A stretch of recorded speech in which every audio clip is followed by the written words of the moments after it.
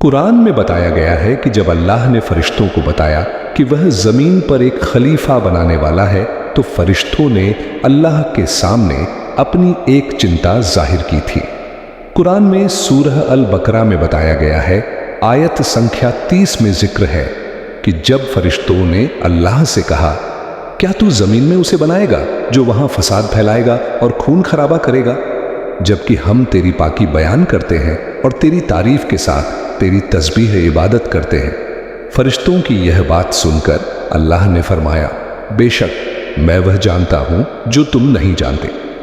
इसके बाद अल्लाह ने आदम अलैहिस्सलाम को मिट्टी से बनाया और आदम के शरीर में रूह फूंकी और तमाम चीजों के नाम सिखाए और फरिश्तों के सामने उनकी श्रेष्ठता साबित की।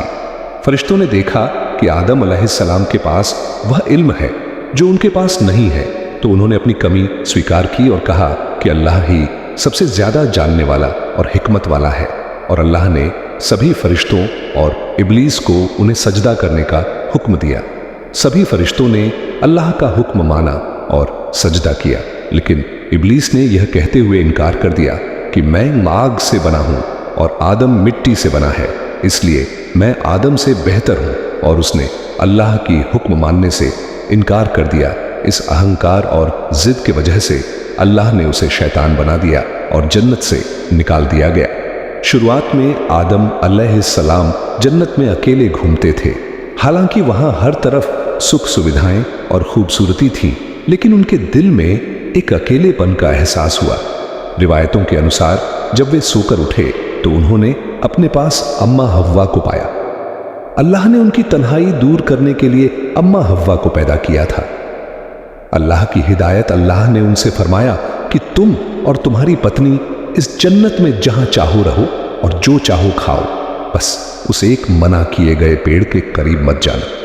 कुरान के सूरह अल बकरा आयत 35 में अल्लाह का हुक्म है, तुम और तुम्हारी पत्नी जन्नत में रहो और इसमें जहां से चाहो जी भर कर खाओ, लेकिन इस पेड़ के करीब मत जाना, वरना तुम जालिमों हुक्म तोड़ने वालों में से हो जाओगे। अल्लाह को उसका मकसद आदम अलैहिस्सलाम के सब्र और अल्लाह के प्रति उनकी वफादारी का इम्तिहान लेना था। मना किए गए पेड़ के पास जाने का नतीजा शैतान के बहकावे में आकर जब उन्होंने उस पेड़ का फल चखा तो उनके ऊपर से जन्नत के लिबास कपड़े उतर गए। उन्हें अपनी गलती का एहसास हुआ और वे अपनी नग्नता को ढकने के लिए जन्नत के पत्तों का इस्तेमाल करने लगे। अल्लाह की हिकमत, यह सब अल्लाह की योजना का हिस्सा था। अल्लाह जानता था कि इंसान से गलती होगी। इस घटना के जरिए अल्लाह ने आदम अलैहिस्सलाम और उनकी आने वाली नस्लों, जब उन्हें अपनी गलती का एहसास हुआ तो उन्होंने बहुत ही खूबसूरत शब्दों में अल्लाह से तौबा की, जो आज भी हम सबके लिए बेहतरीन दुआ है। ऐ हमारे रब, हमने अपने आप पर जुल्म किया। अगर तूने हमें माफ न किया और हम पर रहम न किया तो यकीनन हम बर्बाद हो जाएंगे। सूरह अल अराफ। बिछड़ना और मिलना कहा जाता है कि जब उन्हें जमीन पर उतारा गया तो दोनों अलग अलग जगहों पर थे। आदम अलैहिस्सलाम सरनदीप श्रीलंका में और अम्मा हव्वा जेद्दा सऊदी अरब में थी।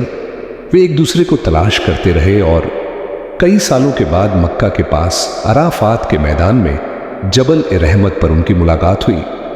इसी याद में आज भी हाजी अराफात के मैदान में जमा होते हैं।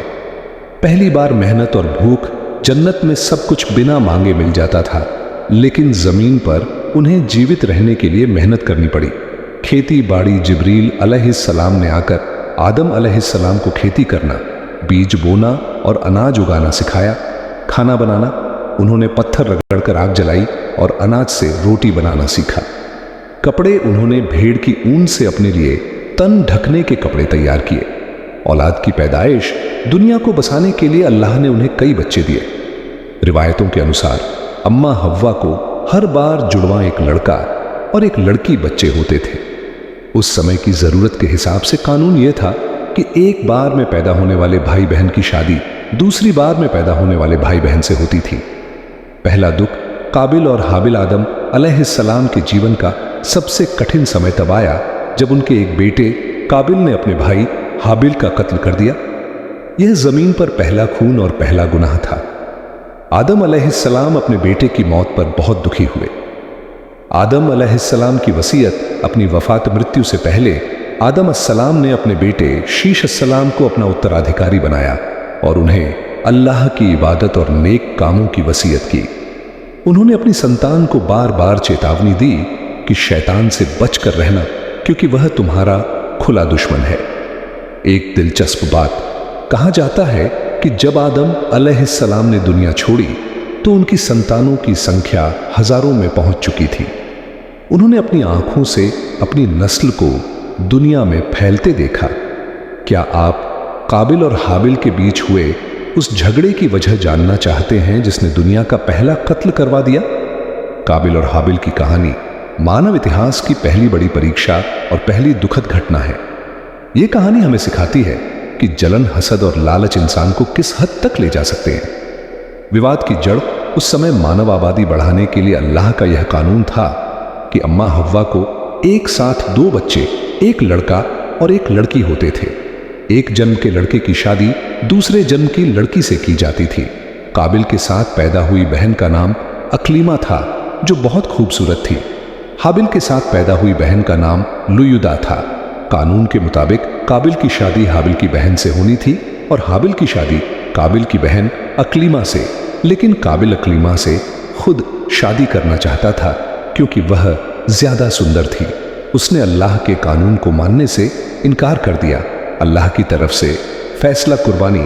हजरत आदम अलैहिस्सलाम ने इस विवाद को सुलझाने के लिए दोनों बेटों से कहा कि वे अल्लाह की राह में अपनी अपनी कुर्बानी पेश करें। जिसकी कुर्बानी स्वीकार हो जाएगी वही सही माना जाएगा। हाबिल एक चरवाहा था। उसने अपने सबसे अच्छे और सेहतमंद दुम्बे भेड़ की कुर्बानी दी। काबिल किसान था। उसने अपने खेत का घटिया और खराब अनाज कुर्बानी के लिए रखा। उस वक्त कुर्बानी स्वीकार होने की निशानी यह थी कि आसमान से एक आग आती और उस चीज को खा लेती।